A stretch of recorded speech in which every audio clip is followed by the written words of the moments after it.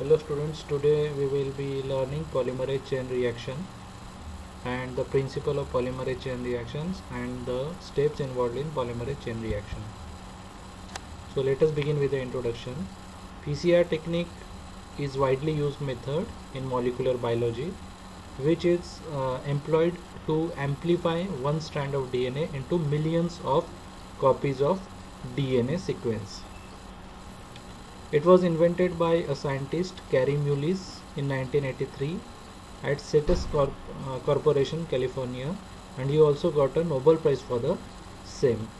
And basically, this technique is the exponential amplification of specific DNA sequences by in vitro DNA synthesis. In vitro means not naturally into the bacterial or any bacterial cell or any organism, but in test tube.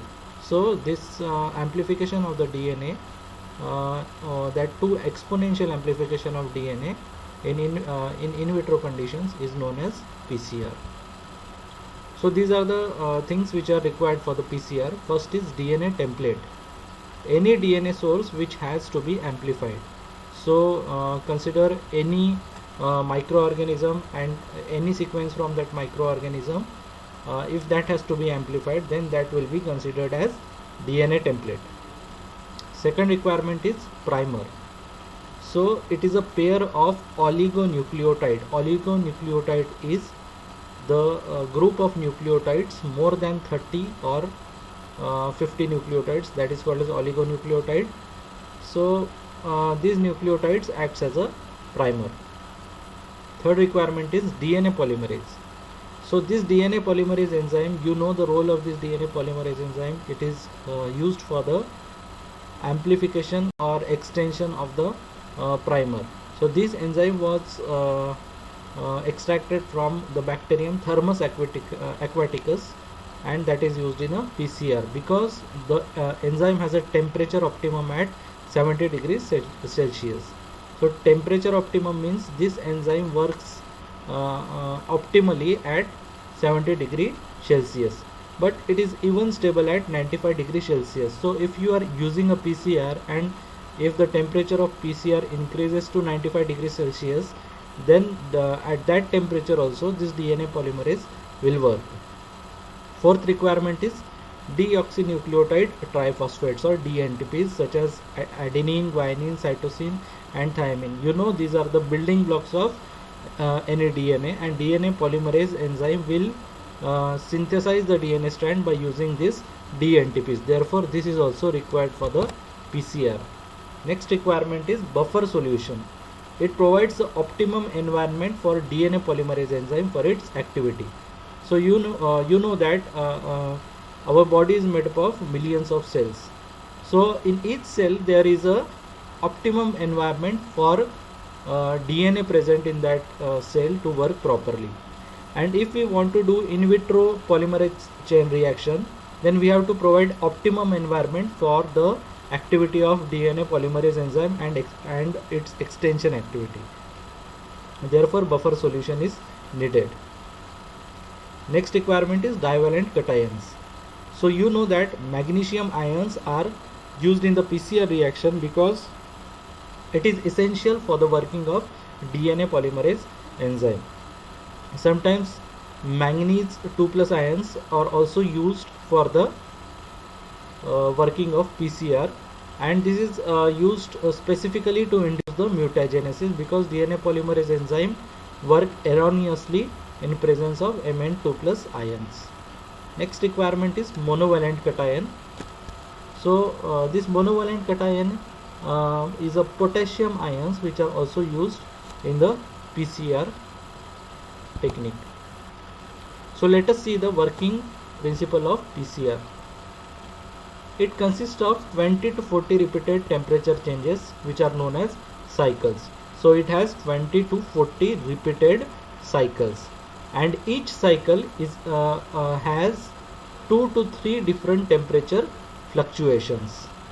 Now let us come to the steps involved in the PCR.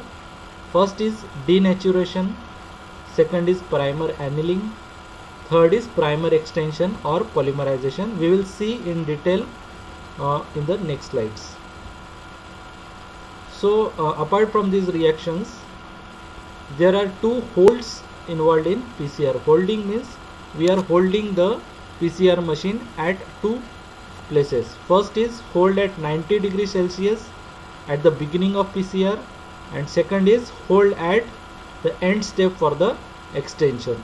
So this holding is usually for the denaturation. First holding at 90 degrees Celsius is used for the denaturation of double-stranded DNA or double-stranded primer, and second holding step is for extension. So this is for the extension of DNA molecule with the help of DNA polymerase enzyme, which is still left in the PCR mixture.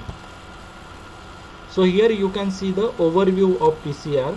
So these are PCR components. First is DNA sample or template, then there is a primer, then there are nucleotides, then there is buffer, Taq polymerase and PCR tube.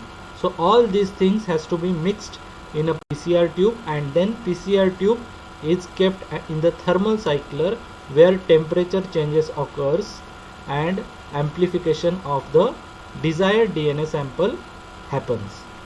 So these are three steps. First is denaturing, second is annealing, and third is extension. So we will see in detail about each step in next slide. So first step is denaturation. In denaturation, there is separation of double-stranded DNA molecules and a primer. So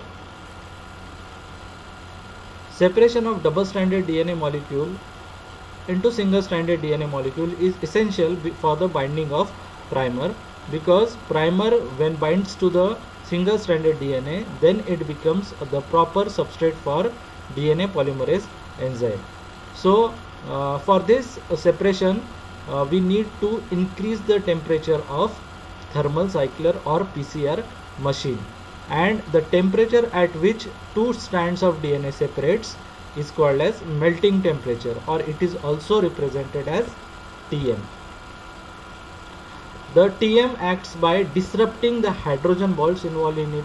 So you know that these nucleotides are bound to each other with the help of hydrogen bonds, and the temperature at which these hydrogen bonds break and this double-stranded DNA molecule gets converted into single-stranded DNA molecule is called as melting temperature, and usually it happens at about 94 to 98 degree Celsius. So here in the figure you can see that this is a double-stranded template DNA. After increasing the temperature at 94 to 98 degrees Celsius, this double-stranded DNA molecule gets converted into single-stranded DNA molecule. So as you can see here, this is a double-stranded template molecule at 95 degrees Celsius, which is a denaturation temperature. Two strands separate, and these two strands are now single-stranded DNA molecules. Next step is primer annealing. In primer annealing, there is binding of oligonucleotide primers to the single-stranded DNA template molecules. So see, this is a single-stranded DNA template molecule, and there is a binding of this primer molecule or oligonucleotide to the single-stranded DNA template molecule. This oligonucleotide primer usually binds to the 3' end of DNA template. You can see here this is a 3' end, and here also this is 5' end and this is 3' end. So the primers are binding towards the 3' end of single-stranded DNA template. At this stage, the temperature is lowered to 50 to 65 degrees Celsius for 20 to 40 seconds. So at this temperature, that is 50 to 65 degrees Celsius, these primers can easily bind to the single-stranded DNA template molecule. So these primers are of two types. First is reverse primer, and second one is a forward primer. So this is called as forward primer. The annealing temperature can be usually calculated by this formula: 2 multiplied by adenine thymine concentration plus 4 in bracket guanine concentration plus cytosine concentration. And annealing temperature of this primer is usually kept 3 to 5 degrees lower than the temperature at which this DNA strands melts, or lower than melting temperature. So you can see here at the overview, at 55 degrees Celsius, this primer binds to the template, which is called as annealing. So these red arrows are primers, and at 55 degrees Celsius, these primers bind to the single stranded DNA template molecules. Next step is primer extension or polymerization. In primer extension, DATP, GTP, CTP and TTP along with DNA polymerase enzymes are added to the reaction mixture. Now these DNTPs along with DNA polymerase enzymes are added to the reaction mixture, and the reaction takes place at 68 to 72 degrees Celsius, because the optimum activity of Taq polymerase is at 68 to 72 degrees Celsius. Now the thermal cycler increases its temperature from 55 degrees Celsius to 68 to 72 degrees Celsius, where this Taq polymerase acts effectively and it accelerates the polymerization process. Therefore, it extends the primers, resulting into the copies of DNA sequence. So this is Taq polymerase. When primer binds towards the 3' end, it accelerates the polymerization process, and thus there is a formation of double-stranded DNA. Concentration of magnesium ion is maintained in between 1 to 4 millimolar. So this is very important step, because if you don't maintain the concentration of magnesium ion between 1 to 4 millimolar, then there will be no polymerization reaction, or Taq will not act very effectively. Thus in the second cycle of DNA molecule, it doubles in the exponential form following the formula 2 to the power n, and n is the number of cycle. For example, in third cycle, the DNA amplified strands will be 2 to the power 3, that is equal to 16. So when your thermal cycler is in the third cycle then the amount of DNA strand in your tube will be 16.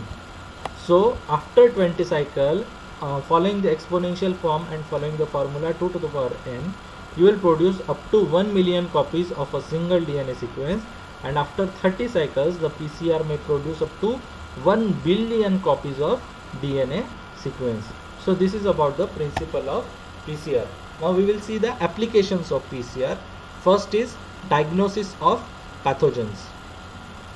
So now recently you see that the kits for detection of coronavirus is following this PCR technique. So coronavirus has RNA as its genetic material, and with the help of PCR, this RNA is getting amplified, and we are able to detect the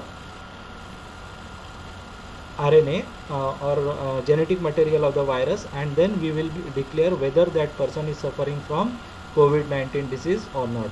Second is detection of the mutation. If there is mutation in any part of the gene, then that can also be detected with the help of polymerase chain reaction. Third one is prenatal diagnosis. If there is defect in if there is any genetic abnormalities in the newborn baby, then it can be detected prior to its birth. So that is called as prenatal diagnosis. Fourth application is DNA fingerprinting. So it is usually employed to detect the criminal cases or to detect the parent of any criminal. Fifth one is in identification of species. So if there are two different microorganisms, then we can identify the species of microorganisms also. It is also helpful in the detection of or in the research of molecular archaeology. So for example, if scientists or archaeologists find any material which is buried in the soil, then we can extract the DNA from it, and we can link that organism to any known species. Seventh application is diagnosis of plant pathogens. So you know that plants are infected by various plant pathogens. So for the detection of that plant pathogens also PCR technique can be employed. So this is all about the polymerase chain reaction.